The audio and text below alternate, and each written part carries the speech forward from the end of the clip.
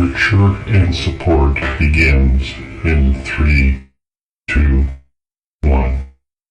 Welcome back to another episode of Nurture and Support, the podcast where we share awesome recommendations with all of you. I am Mel at Karmic9 on Twitter, and back again for another wintry day is Kelly Toole. Hi, everybody. It's Kelly Toole at KELLYTHUL on Twitter. And I'm glad to be back, and I'm sorry you're getting to experience, Mel, what I have to experience for months and months up here, snow and cold. That's why I don't live up north.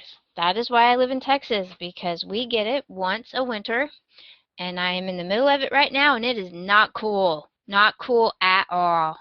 Oh well. I'll survive, I suppose, maybe. If not, Kelly will just have to get another co-host for this show, and y'all can remember me fondly, I hope. Well, you'll have a special in-memory episode. Okay, make sure there are howling corgis and stuff. So Sounds good. all right. Well, I've got a recommendation that I'm really happy about that kind of feeds off of a previous recommendation that I've made a long time ago.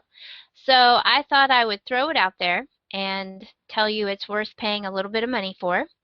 It's another story from the Underwood and Flinch universe. I recommended that quite a while back. Underwood and Flinch is a audio podcast which is by Mike Bennett. He wrote the story and he also narrates it, and it's absolutely excellent. A while back he put out an episode, just a standalone kind of story that you had to pay for. And I don't know, did you ever get in on that, Kelly? I did not. Okay. Well, that's why I kind of thought it's been a while. I would throw it out there and remind people that it's out there. In US dollars, it comes out to somewhere between $4 and $5. And I will put a Goodreads link up on the blog post, which its Goodreads page will take you directly to the page where you can buy it. You can also get there through Mike Bennett's website, which is MikeBennettAuthor.com. But this particular episode is called Disturbing the Devil. It gets that title from this particular story takes place in the 1860s. The Flinch involved is not a Flinch that we have met before. It is a Ben Flinch, who, time-wise, if you're familiar with the Underwood and Flinch story, at least the original story we're used to, the one that takes place modern day, that would be David Flinch's. I am guessing that it is his grandfather or possibly his great-grandfather, depending on the longevity of the Flinches involved. Bennett happens to be the third Flinch brother. His previous two brothers died in the service of Underwood, and he is the last Flinch brother, so Underwood has to keep him alive to make more little Flinches for him. So this one takes place in London, and it's called Disturbing the Devil because that's one of the quotes that they give at the beginning as why people said we shouldn't be building the Metropolitan Railway underground through London, because digging tunnels down into the ground like that is disturbing the devil. And that's where it gets the name from. The entire thing only takes about a little over an hour. And of course, Mike Bennett is doing the all the voices and the voice acting, and he does an excellent job. If you never listened to Underwood and Flinch the first time around when I recommended it, I really, really, really want you to go back and give it a try. His voices are really excellent, except for the German girl, that one. He does not do sexy German woman well. Yes. But the good news is she's not in it for very long, so just kind of get past that point, and it's a really excellent story. I really enjoyed it a lot. It's one of my favorite books as audio podcasts out there. So this one continues in that vein. This is an Underwood who has been kicking around for a while. He's on his way to a social engagement and basically has taken the Met. Ben Flinch is not a big fan of this whole traveling underground stuff, and he's a little bit of a different kind of Flinch than we've met before. He's not very polished, and while he is devoted to Underwood, he's not as up on the niceties that we have come to expect from hearing the recordings of David's father that we have been treated to in some previous episodes. So this was a story I really liked. I'm not going to give the whole story away, but there is, of course, some conflict. Underwood is going to kill a few people, as vampires are wont to do. And it's thoroughly, thoroughly enjoyable. I really enjoyed listening to it the first time around, and I listened to it again the other day to refresh my memory before I talked to all of you about it. But if you haven't listened to the original Underwood and Flinch, please, please, please go do so. He is supposed to be starting back up on Blood and Smoke, which is technically book 3 of the Underwood and Flinch story, soon, while he's working out some details for the continuation of the story. So he's been working on that, but we haven't had any new recordings in quite a while. So I suggest, to tide you over, especially if you're current on the story, that you do go and throw a few bucks at Mr. Bennett to pick up Disturbing the Devil and give it a listen, because I really enjoyed it, and it reminded me just how much I really love listening to Underwood and the things that he does. I do miss David. I'm surprised I miss David a little bit, but I really did enjoy listening to this again. So I hope we get more stories with Ben and see what happens to him. But I really love Underwood. He's a great vampire character, and he does not sparkle, in case you have not listened to the first ones. He's more of a traditional type vampire, and he does not sparkle at all. So you can trust me on that. There are no Twilight binges going on here.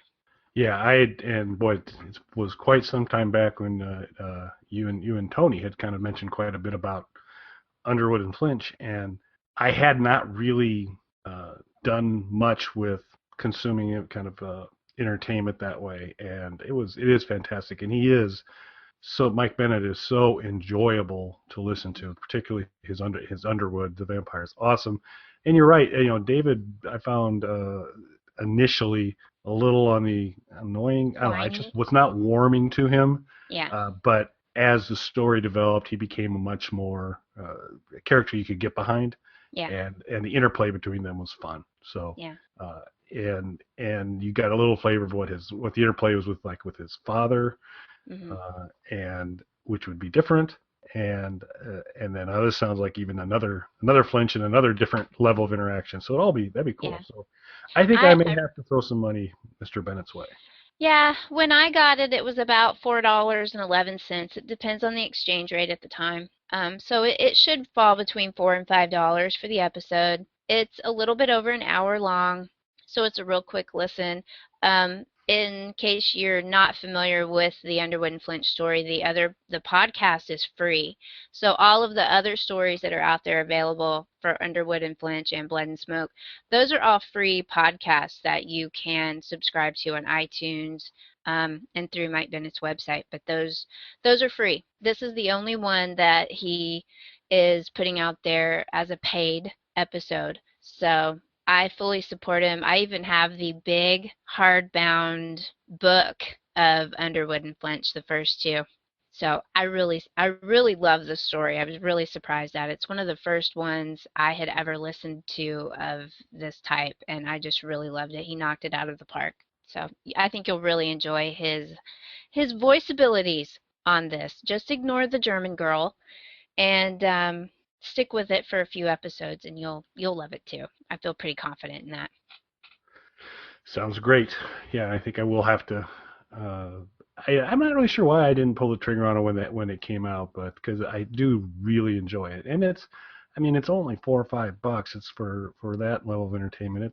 It's worth it. So yeah, I'll have to do that. Well, he's given us a lot of free stories. That's true. And I will pay $5 to get a free one if it keeps him, or to get a paid one if it keeps him throwing some more episodes out.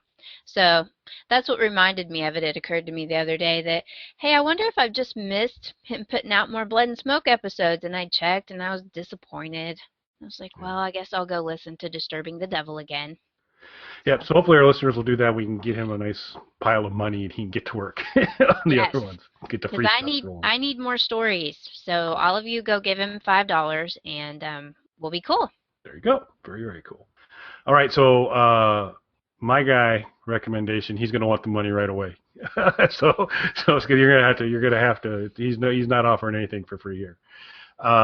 What he is offering for free, except for your cable subscription, as you hopefully know by now, Mel and I are doing a show after Better Call Saul called Assault and Battery, and we are recapping the show and having a good time and hoping more and more people join us and interact right afterwards to talk about the show. And Better Call Saul features Bob Odenkirk. And Bob's doing a heck of a job on Better Call Saul.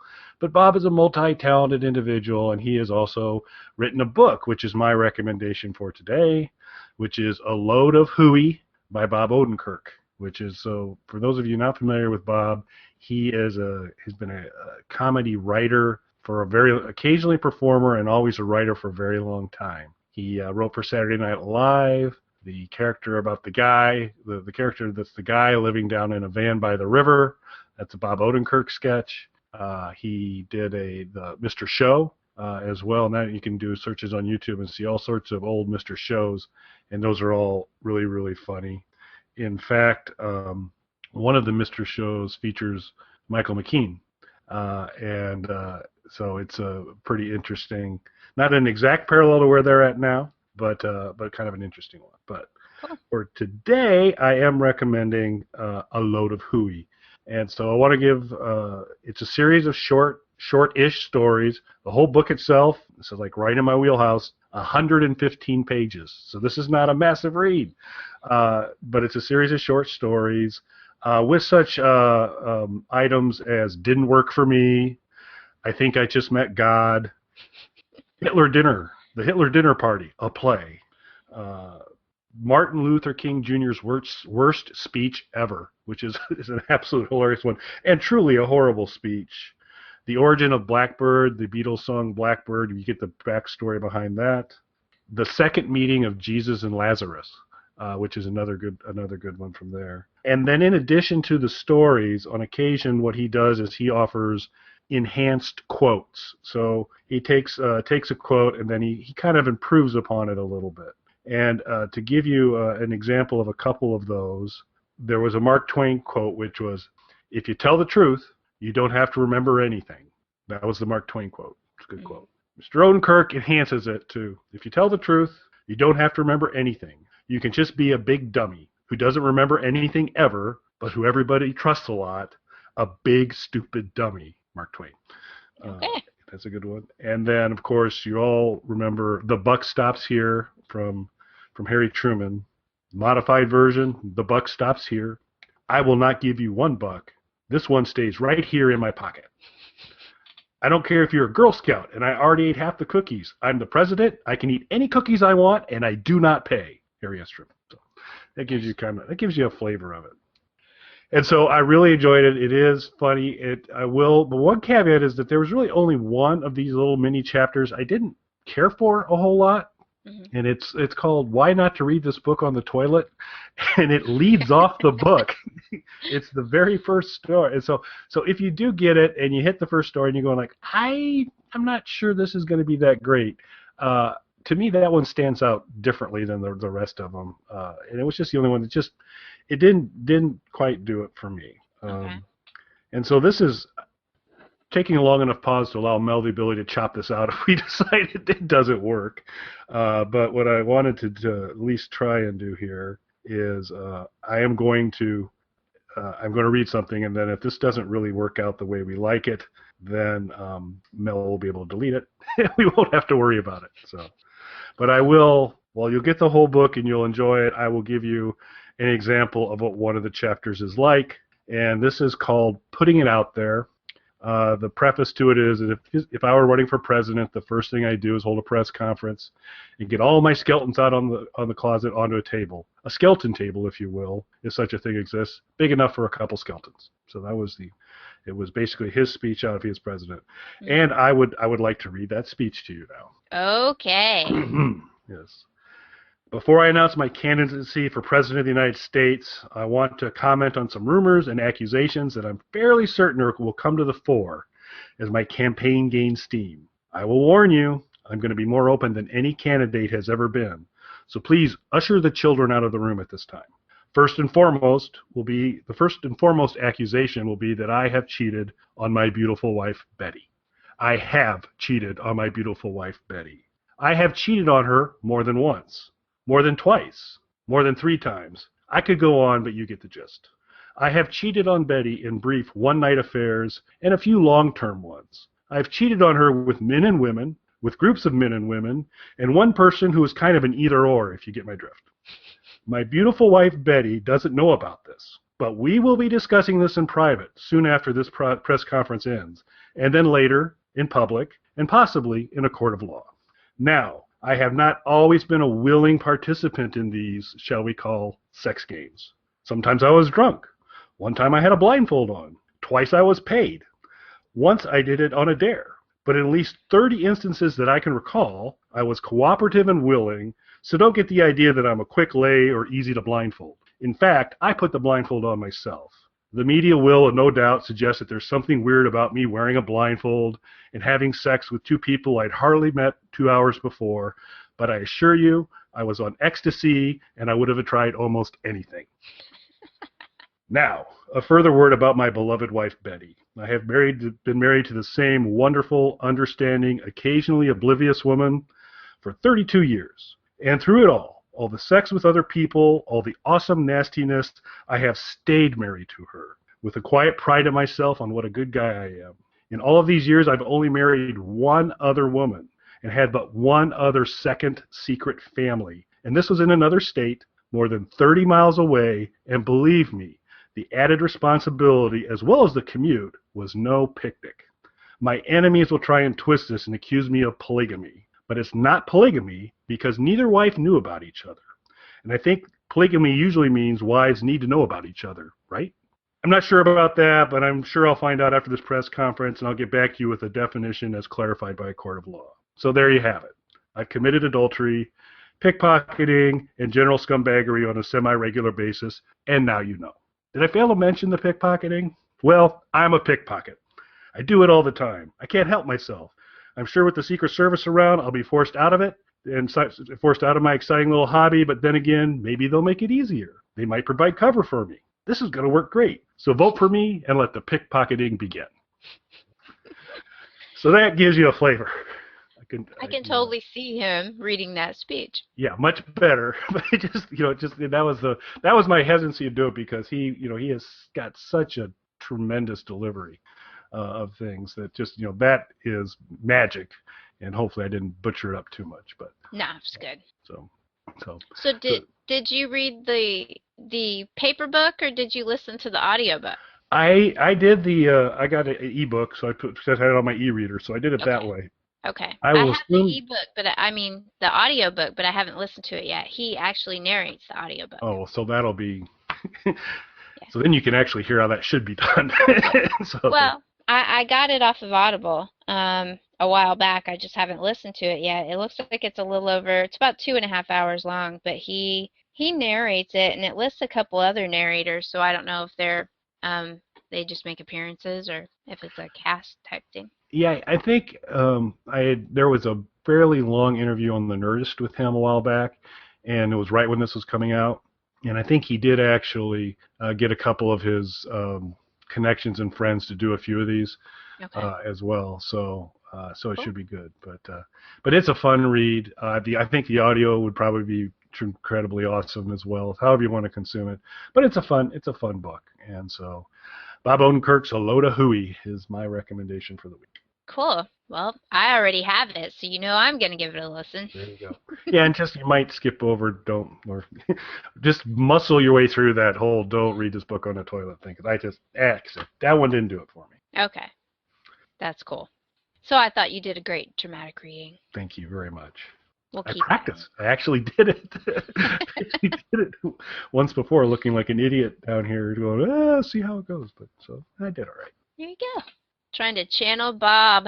Yeah, it's like I didn't want to try and impersonate him because that would not be possible because it's just he's got such a great delivery. But I Yeah. tried to do his words justice. Yeah. He is really awesome, and I have to say I didn't know anything about him before Breaking Bad. So I'm not really into all of the comedy scene so much. So I've looked into a few of his things since you made me aware of him and your absolute love of Saul Goodman. So I've learned a lot about Bob Odenkirk in the last couple of years. Well worth it. All right, so I think we're ready to go into social media recommendations. Sounds good. Okay, so my social media recommendation this week is it's a book blogger. She's also an author. Her name is Zen DiPietro. DiPietro, her last name. That is also her Twitter handle. So it is at ZenDiPietro. She also has a website, which I absolutely love the name of it. It is womenofbadassery.com. And basically, she specifically looks for books that feature badass women. And I really enjoy her website and her Twitter account. She shares a lot of my book loves.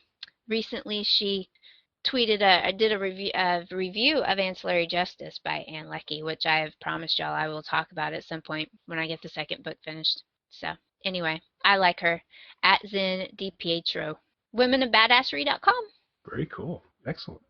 And I have one account, two ladies to recommend here, and this is Camille and Kennerly, and they are identical twin electric and acoustic rock harp duo.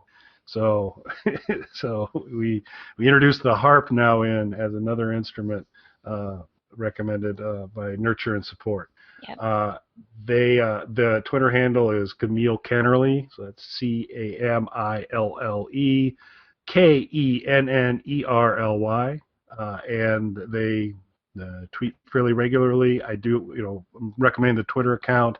They are also very active on Google Plus in terms of as they put new songs out. You'll do that, and it's everything from the Game of Thrones theme to Back in Black to whatever, and it's the two of them playing harps. It's really pretty cool stuff. But they are also they're really focused on interacting with people who enjoy their things. So I guarantee you, if you follow them on Google Plus and you put any comment under any one of their videos or posts, eventually they'll get back to it and they'll mention you by name and get back to you on Google Plus. So it's just nice that they take some effort and it doesn't. I mean, each response has a little bit of. I mean, it clearly reflects they read whatever you said before they responded. Touch. But yeah, a little personal touch. But they stay very dedicated to doing that. But their stuff's fun. You can find through the Twitter account or G Plus all their things on YouTube. All sorts of interesting things, and they'll sometimes be in costume to whatever music they're doing. And then what I was unaware of is that they have started more regularly making appearances on different cons. So like Walker Stalker Con up in Chicago here a couple weeks ago, they were there, and so they'll be there. There was a nice photo of them with R.J. Mitty from Breaking Bad, so they're kind of hanging out there. And then it also appears that there are some action figures available of our harp duo. Really? At least at the most recent Walker Stalker Con, they had a photo of those, so it's kind of cute.